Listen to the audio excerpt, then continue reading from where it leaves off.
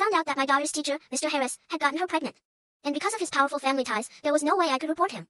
So, I decided to take matters into my own hands. It all started when my daughter, Lily, suddenly became super eager to go to school. Just a couple of weeks before, she was trying every trick in the book to get out of class. Naturally, I had to ask what caused the sudden change. She told me, "Oh, now I have Mr. Harris for history every day. His class is really fun." I couldn't help but smile, relieved that she was finally enjoying school again. But I didn't think much more about it until about a week later, when I noticed Lily had started setting her alarm a whole 30 minutes earlier. She was picking out the perfect outfits like she was getting ready for a fashion show. Lily's never been the type to spend hours on her appearance, usually content to just throw on whatever clean clothes she could find. I joked with her, asking if she was trying to impress a boy, and that's when her face turned bright red. "Don't say that, Mom," she shouted. That's when I really started to get suspicious. I began paying closer attention to her usual teenage mood swings, and I quickly realized they seemed to revolve around Mr. Harris. She'd never admit it, but I could tell when Mr. Harris complimented her on a project, she'd be floating around the house for hours, practically glowing. But if he didn't acknowledge her, she'd barely talk and barely touched her food at dinner. That's when I decided to test her, carefully. I brought up the idea of moving her out of Mr. Harris's class. "I think it might be a good idea to," I began, but she interrupted before I could even finish my sentence. "You can't do that," she yelled, her face full of panic. I stared at her, confused. "Why not?" I asked, genuinely puzzled. Silence. It was deafening. She didn't say a word, just stood up and walked straight to her room. As she headed up the stairs, I noticed she was already pulling out her phone to text someone. At that moment, my worry deepened. This was Lily, the same girl who 2 months ago couldn't have cared less about anything related to school. She'd always been open about everything, so this was huge. That night, I couldn't shake the feeling that something wasn't right. I decided to go through her phone, even though I knew it was a massive violation of her privacy. But I felt I had no choice. My gut was telling me that she was in danger. I scrolled through every messaging app one could find, hoping for any clue that might explain what was going on with her and Mr. Harris. And then I found it. There was an email thread in an account she had set up, likely just for communication with him. The last message from Mr. Harris was chilling. "Can't wait to see you during my free period tomorrow." I felt my hands shake as I opened the thread. What I read made my stomach turn. Mr. Harris was telling my 13-year-old daughter that she was special for her age, mature beyond her years, and that their connection went far beyond the usual teacher-student bond. He even sent her photos of gifts he planned to give her, and she'd tell him she was hiding them in her bag. I immediately started going through her bag. And that's when I found it: expensive makeup, adult-style outfits, stockings, gifts from Mr. Harris. I felt nauseous. What do you do when you realize your daughter is being groomed? I immediately took photos of everything with my own phone, doing my best to stay calm. My first instinct was to go straight to the school, the police, anyone who could help, but then I remembered the situation. Mr. Harris wasn't just any teacher. His family had connections everywhere. His parents donated heavily to the school. His brother was the police chief, the same guy who had spoken at our PTA meeting just last month about protecting children. And his wife sat on the school board. If I went to the authorities, there was no chance they'd take me seriously. In fact, they could easily destroy me and my family. So I did the only thing I could think of. I started documenting everything, all while pretending that nothing was wrong. I began volunteering at the school, without Lily knowing, just so I could observe Mr. Harris's interactions with her. I took pictures of the gifts and backed up the emails in multiple places. I started watching documentaries with Lily about consent and discussing news stories about teachers abusing their power. I could see her processing the information, and it was clear she was starting to understand what was happening. She'd often excuse herself mid-watch, fidgeting nervously or biting her nails. It was finally sinking in for her. But just as we were making progress, the worst day of my life came, the following Tuesday. Lily came home from school early, saying she felt sick. She rushed to the bathroom and stayed in there for over an hour. I could hear her sobbing uncontrollably. Finally, I managed to convince her to unlock the door, and when I found her, she was curled up on the floor, shaking. I rushed to her side and held her, terrified of what she might say. Between deep, sobbing breaths, she spoke. He said, if I loved him, I would. Her words hit me like a punch to the gut. I thought I was ready, but it hurt, and he wouldn't stop. Then, she pulled away, scrambling to the cabinet under the sink, her hands shaking. She pulled out a pregnancy test. I stood frozen as she held it up, showing 2 pink lines. I couldn't breathe. My 13-year-old daughter was holding a positive pregnancy test, and the man responsible was her teacher. The same teacher whose brother ran our police department. The same teacher whose wife made decisions on the school board about our children's safety. I held Lily tight, as her whole body trembled in my arms. I knew I had to get her to a doctor right away, but I also knew I had to be smart. One wrong move, and Mr. Harris's connections would bury us. Baby, we need to go to urgent care, I whispered, stroking her hair. I'll tell them you have severe stomach pain, okay? Just follow my lead. Lily nodded, her weak body leaning against mine as we prepared to take the next step. I helped Lily into the car, my mind racing through all the steps I needed to take next. The evidence on her phone, the gifts hidden in her bag, the pregnancy test, everything was in my purse now. There was no way I was leaving behind anything that could disappear. At urgent care, my hands were shaking as I filled out the paperwork. Lily curled up in a chair in the waiting room, exhausted and lost in her own world of worry. When they called us back, I told the nurse Lily had been experiencing sudden, severe abdominal pain and nausea. The nurse checked Lily's vitals and left us alone in the exam room. Lily's voice was barely a whisper as fresh tears streamed down her face. Mom, what if they tell someone? I stroked her hair gently. Let me handle it, sweetheart. Just tell the doctor that your stomach hurts really bad, okay? Dr. Williams, a young woman in her early 30s with kind eyes behind wire-rimmed glasses, entered about 10 minutes later. After examining Lily and running a few tests, she pulled me aside, leaving the nurse with Lily. Mrs. Peterson, the pregnancy test came back positive, she said quietly. Given Lily's age, I'm required to file a report with. Please, I interrupted, my voice cracking with desperation. Can you give me just 24 hours? Just one day to process this shock and figure out how to protect my daughter? The man who did this, his brother is the police chief. His wife is on the school board. If you report this now, they'll bury it. Dr. Williams studied my face for what felt like forever before responding. 24 hours. But you need to understand, I will be filing that report. Document everything you can in the meantime, she added before leaving the room. Back at home, Lily went straight to bed, drained from crying. I sat at the kitchen table, setting up encrypted folders on my laptop and backing up every piece of evidence to various cloud services. Then it hit me, something from a true crime podcast I'd heard about. There were apps disguised as other programs, apps that could record without raising suspicion. I quietly snuck into Lily's room while she was sleeping and installed one on her phone, camouflaged inside what appeared to be a calculator app. If Mr. Harris tried to reach her or trap her at school, I'd have the proof I needed. The next morning, Lily refused to get out of bed. I can't see him, Mom, she whispered. I can't sit in his class and pretend everything's okay. You don't have to go today, I reassured her, sitting on the edge of her bed. I'll call you in sick. But skipping his class seemed to trigger something in Harris. By noon, Lily's phone was buzzing constantly. I watched the messages come in on the app I'd secretly installed. They were from a number I didn't recognize, clearly a burner phone. Where are you today? The first message read. I'm worried about you. Please respond. I care about you, Lily. Your grade is suffering. You can't afford to miss my class. And then the tone shifted, growing more threatening. Don't do something you'll regret. Remember what we talked about? The messages went from concerned to outright coercive as the hours passed. My stomach churned as I screenshotted each one. Lily stayed in her room, the covers pulled over her head, trying to block it all out. That evening, I made a decision. I told Lily, as we sat down to dinner, though she barely touched her food, that I was going to take time off work. Family emergency, I said, keeping my voice calm. And I'm going to start volunteering at your school. No, Mom, Lily pleaded, her voice panicked. He'll know something's wrong. I gently asked, what, sweetheart? What is he threatening you with? She pushed her food around her plate, avoiding my gaze. My grades. My future. He says I need his recommendation for high school honors programs. He can make or break my academic career. The manipulation made my blood run cold. He'd found exactly what mattered to my straight-A daughter and twisted it against her. The next day, I started volunteering at the school office. Filing papers, answering phones, it gave me the perfect position to keep an eye on the hallways. During third period, Harris's free period, I saw him texting furiously on his phone. Minutes later, Lily appeared in the hallway, walking slowly toward the music wing. I trailed her from a distance, my heart pounding in my chest. Harris met her near the empty orchestra room. He glanced around quickly before ushering her inside. I positioned myself where I could see through the door's window. He was showing her something on his phone, gesturing urgently. Lily stood, arms wrapped around herself, nodding as he spoke. When she emerged 10 minutes later, her face was pale and drained. I ducked into a supply closet, making sure Harris didn't spot me. But I'd seen enough. Even now, he was still trying to control her. That night, Lily's best friend Ava called the house phone, something they never did anymore. Mrs. Peterson, can I talk to you about Lily? She's scaring me. My heart skipped a beat. What do you mean, sweetie? She won't tell me what's wrong, but she's different. She cries in the bathroom between classes, and Mr. Harris keeps calling her up to his desk during history. Last week, I saw him put his hand on her shoulder, and she just froze. Ava, would you and your mom be willing to come over tomorrow? I think we need to talk. The next afternoon, Sophie arrived with Ava while Lily was at a doctor's appointment I had scheduled for her. I showed them some of the evidence, not everything, but enough to make the situation clear. Sophie's face went pale as she saw the photos and the messages. Oh my God, she whispered. He's been giving Ava special attention too, asking her to stay after class, commenting on her outfits. I thought he was just being friendly.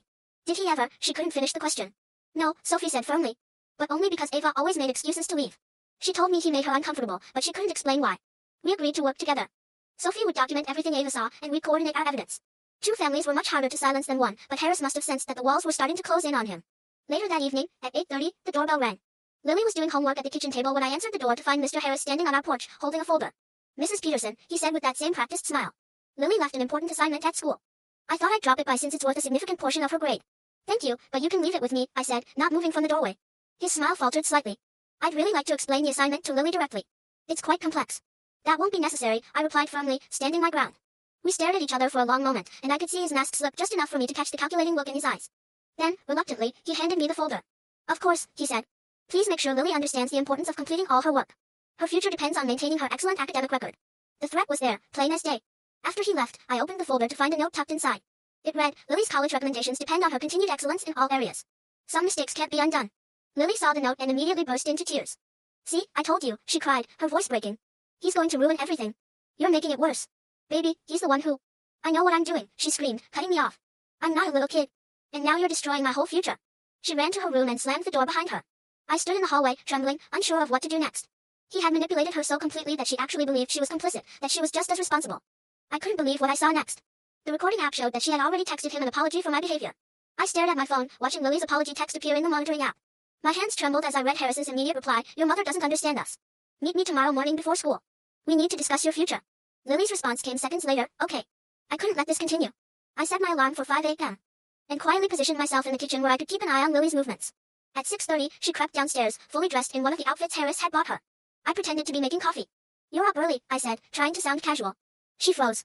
Just wanted to get to school early. Work on a project. I'll drive you, I offered. No, she said quickly, the panic in her voice confirming all my suspicions. I mean, I'm fine walking, she tried to insist, but I stood firm. It's too early, and too dark. I'm driving you. The car ride was completely silent. Lily stared out the window, her leg bouncing nervously. When we pulled up to the school, I noticed Harris's car already in the parking lot. Before I had even fully stopped the car, Lily practically jumped out. Lily, wait. I called after her, but she was already hurrying toward the building. I parked quickly and followed her, volunteer badge in hand. The halls were mostly empty this early, and I heard voices coming from Harris's classroom. I positioned myself outside, pretending to sort through papers in my volunteer folder. Through the cracked door, I could hear Harris's voice, low and urgent. Your mother is becoming a problem. If she keeps interfering, I'll have no choice but to fail you this semester. You know what that means for your transcript. I know, Lily whispered back, her voice shaking. I'm sorry. I'll talk to her, she added, but Harris wasn't having it. Talk isn't enough anymore. I need you to delete our emails. All of them. Today. My phone buzzed, the recording app was capturing everything. I had to force myself to walk away before Harris noticed me. In the main office, I tried to stay busy with filing, but my mind was racing. He was escalating things, trying to erase evidence. That afternoon, I watched Lily during lunch from the cafeteria windows. She was sitting alone, picking at her food. Ava came over a few times, but Lily waved her away each time. The isolation tactic. Classic predator behavior. I'd seen it in every documentary we'd watched together. When Lily came home later, she went straight to her laptop. Through the monitoring software I'd set up weeks ago, I saw her logging into the secret email account. My stomach dropped as I watched her start deleting messages. But what she didn't know was that I had already backed up everything to multiple cloud services, ones that even preserved deleted content. How was school? I asked as I entered her room. She slammed the laptop shut. Fine. Lily, we need to talk about. There's nothing to talk about. She stood up, clutching her laptop to her chest. You're ruining my life. Mr. Harris is the only teacher who believes in me, and you're destroying that. Lily, he's manipulating you. What he's doing isn't normal or okay. You don't understand anything, she yelled back. She pushed past me and headed for the bathroom. I heard the lock click behind her. 20 minutes later, she emerged, looking pale and shaky. The morning sickness was getting worse. I had already scheduled another doctor's appointment for tomorrow, this time with an OBGYN who specialized in young patients. Dr. Williams had recommended her, someone outside Harris's sphere of influence. That night, I couldn't sleep. I kept checking the recording app, anxiously waiting for any new messages. Around 2 a.m., one popped up from the burner number. You did well today. Remember? Our secret keeps you special. Delete this. Lily deleted it immediately, but I still had the screenshot. The next morning, I told Lily we had a doctor's appointment. She protested, but I insisted. Dr. Hamilton was gentle and professional, confirming that the pregnancy was about 6 weeks along. She carefully discussed the options with Lily, stressing that she had time and the ability to make her own choices. Lily remained silent through the entire conversation, her arms wrapped tightly around her stomach. It wasn't until we were in the parking lot afterward that she spoke. He said if I told anyone, he'd make sure I never got into honors programs. He said he'd tell everyone I seduced him, that I threw myself at him. I pulled her into a tight hug. None of this is your fault. None of it. But I did throw myself at him, she sobbed. I wore the outfits he bought. I met him during his free periods. I sent him pictures. You're 13, I said softly. He's an adult in a position of power. This is on him, not you. We sat in the car for an hour while Lily cried, and she told me everything. She explained how it had started with compliments about her intelligence, then special attention, then gifts. After that, he asked her for photos, just for him, and meetings in empty classrooms. He told her she was mature enough to handle an adult relationship, that age was just a number when two souls connected. I recorded every word on my phone, with Lily's permission. Evidence. Always evidence. When we got home, Sophie was waiting on our porch with Ava. We need to talk, she said urgently. Ava saw something today. Inside, Ava twisted her hands nervously. Mr. Harris had another girl in his classroom during lunch, a 7th grader. He was giving her a gift box, just like the ones he gave Lily. My blood ran cold. He was already grooming his next victim. Her name's Sarah, Ava continued. She's in my sister's grade. She's been bragging about how Mr. Harris thinks she's special. Lily went completely rigid beside me. He said I was the only one, she whispered. Sophie and I exchanged glances. This wasn't just about Lily anymore. How many other girls had there been? How many more would there be? We need to warn her parents, Sophie said. They won't believe us, I replied, my voice tight. Not without proof.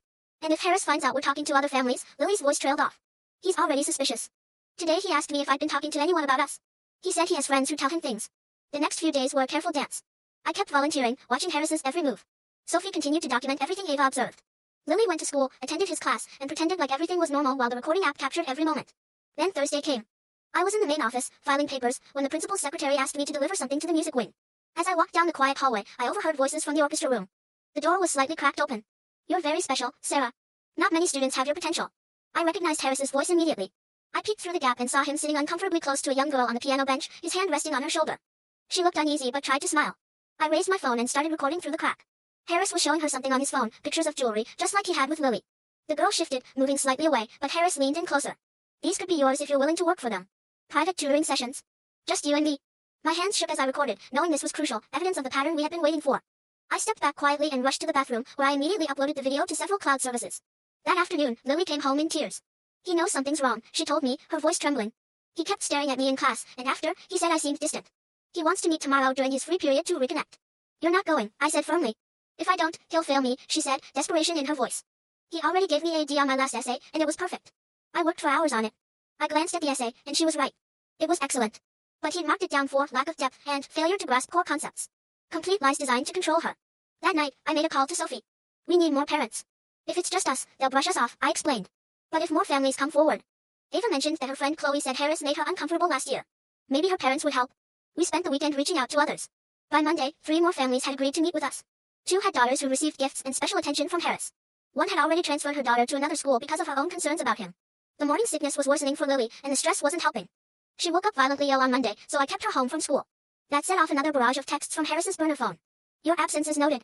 This will affect your grade. Ignoring me is childish, Lily. I expected better from you. You have until the end of the day to respond, or I'll have to take formal action. The threats continued to escalate throughout the day. By evening, I received a formal email from him, copied to the principal. In it, he expressed concern about Lily's sudden behavioral changes and declining academic performance, and suggested a parent-teacher conference to discuss her troubling trajectory. I replied professionally, agreeing to the conference but insisting the principal and guidance counselor be included. Harris quickly backtracked, saying he preferred to handle things privately first. Tuesday, Lily went back to school. I watched from my volunteer post as she walked to his classroom. Through the window, I saw him motion for her to come up to his desk while the other students filed in. He leaned in close, speaking quietly. Lily nodded stiffly before returning to her seat.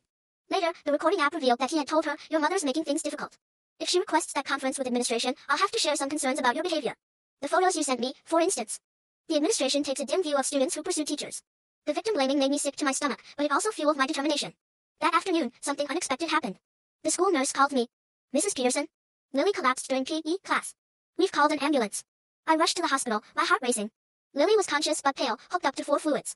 The doctor explained that she was severely dehydrated and showing signs of extreme stress. They ran blood tests, which confirmed the pregnancy and revealed concerning hormone levels. She needs to avoid stress, the doctor said. Whatever's going on, it's affecting her physical health.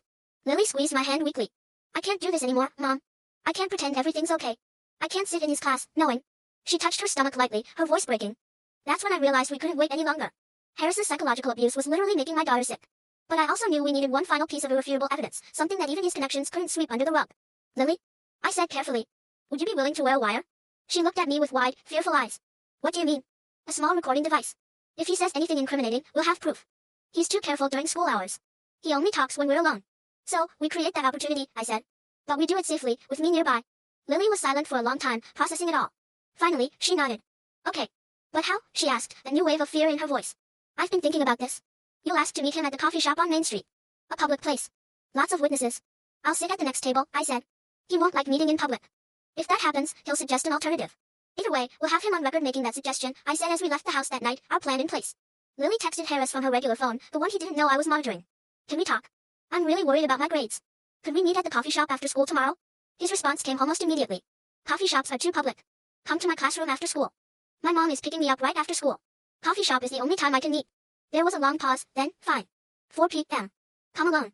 I had Sophie stationed at the coffee shop by 3:30, pretending to work on her laptop. I arrived at 3:45, sitting 2 tables away with my back to Lily's meeting spot. Exactly at 4 p.m., Lily walked in, wearing the small recording device I had purchased online. Harris showed up 5 minutes late, scanning the shop carefully before sitting down. Through the earpiece connected to Lily's wire, I could hear their conversation.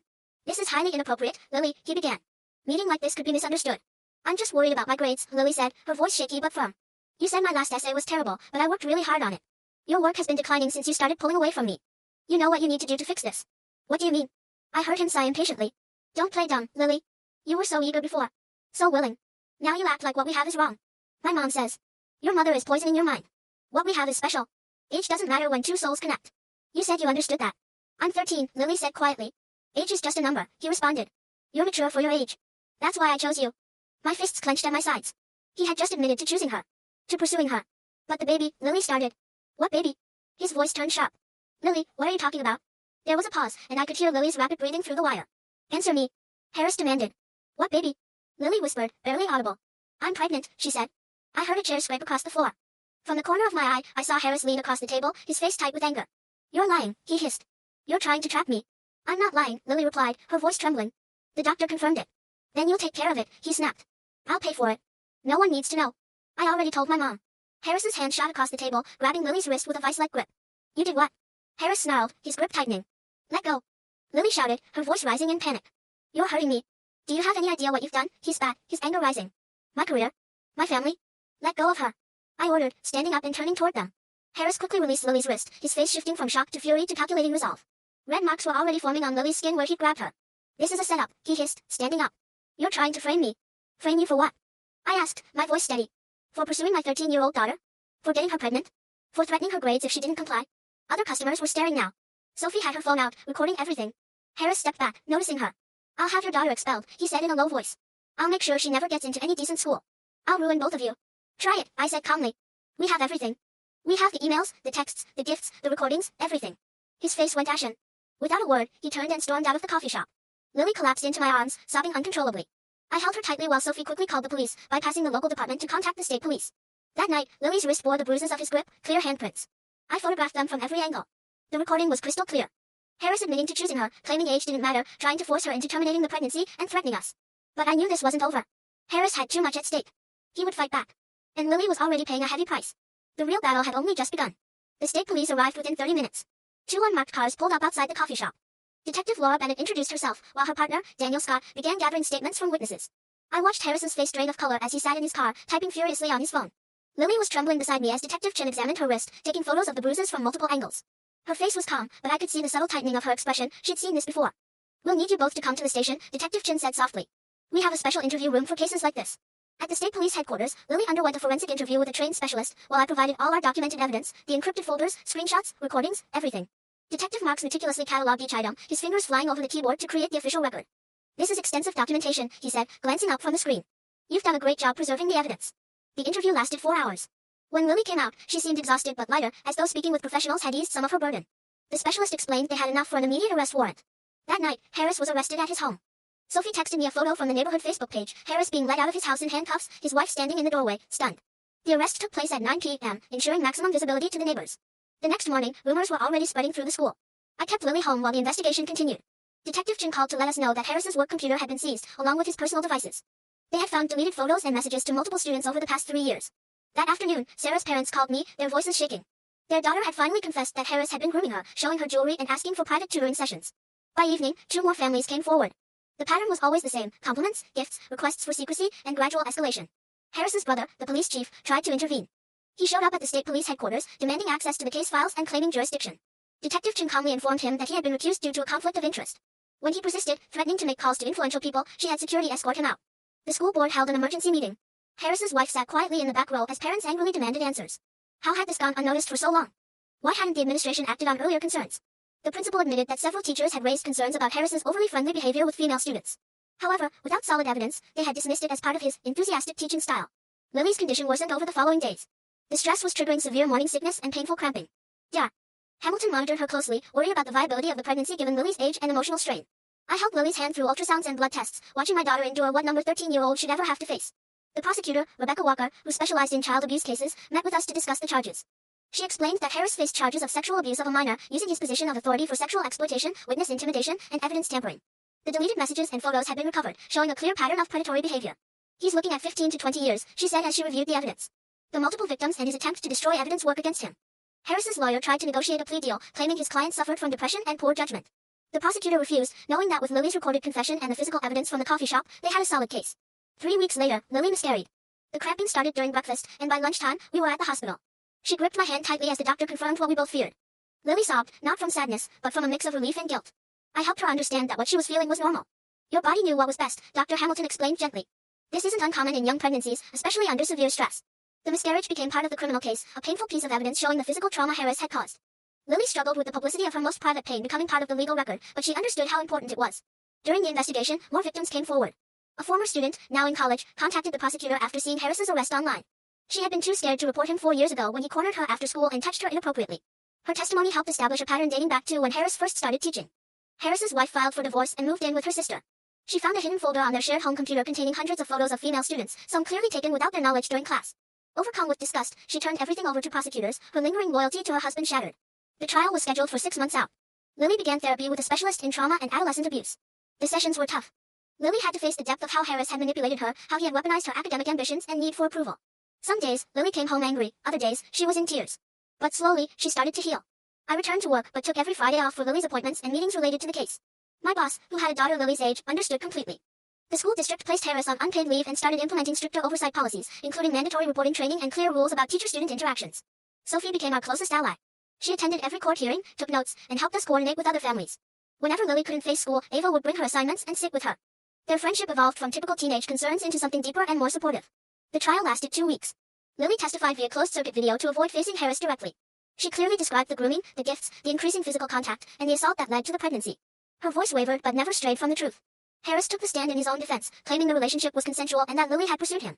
The prosecutor systematically tore apart his testimony, presenting the emails where he called Lily special, the texts where he threatened her grades, and the recording where he admitted to choosing her. When confronted with multiple victims, Harris finally cracked. After 3 hours of deliberation, the jury found him guilty on all charges. Harris's face crumbled when the verdict was read. His brother sat in the back, wearing his police uniform, an ironic twist of fate. The judge ordered Harris to be remanded immediately, denying him bail pending sentencing. At sentencing, Lily delivered her victim impact statement. She spoke about the theft of her innocence, the manipulation of her trust, and the physical and emotional trauma she'd endured for years. Other victims spoke, too, a chorus of voices Harris had tried to silence. The judge sentenced Harris to 15 years in prison, with lifetime registration as a sex offender and no chance of early release. The courtroom filled with quiet sobs of relief from the families who had fought for justice. The school district settled out of court, covering Lily's therapy and future educational needs. They implemented sweeping policy changes and mandatory training for all staff. The principal retired early, his career ending after failing to protect students. Lily started at a different district the following year. It was difficult at first. Lily flinched when male teachers called on her, but slowly, she regained her confidence. Her grades improved, and she joined the debate team, finding her voice in arguments about justice and ethics. I trained as a court advocate for abuse victims, using our experience to help other families navigate the system and collaborate with local organizations. In our first year, I helped 15 families, teaching them about evidence preservation and their rights. Lily sometimes spoke at training sessions, using her story to help parents recognize warning signs. Harris's brother resigned as police chief after an investigation revealed he had dismissed 3 previous complaints about his brother. The new chief implemented mandatory training on handling abuse cases and conflicts of interest. Lily graduated high school with honors, her college essay focused on resilience and speaking truth to power. She chose a school 3 states away, needing distance to fully reclaim her independence. I drove her to campus, both of us crying as we hugged goodbye, not out of sadness, but from the triumph of this milestone. Today, Lily studies psychology, planning to specialize in adolescent trauma therapy. She texts me daily, sharing small victories and occasional setbacks. In therapy, she learned that healing isn't linear, some days are harder than others, but survival itself is a victory. I keep a photo of Lily at graduation on my desk, mortarboard crooked, smile genuine. Behind it is a folder of thank you notes from families we've helped. Harris stole so much from my daughter, but he couldn't steal her future. That belongs to Lily alone, rebuilt stronger in the broken places.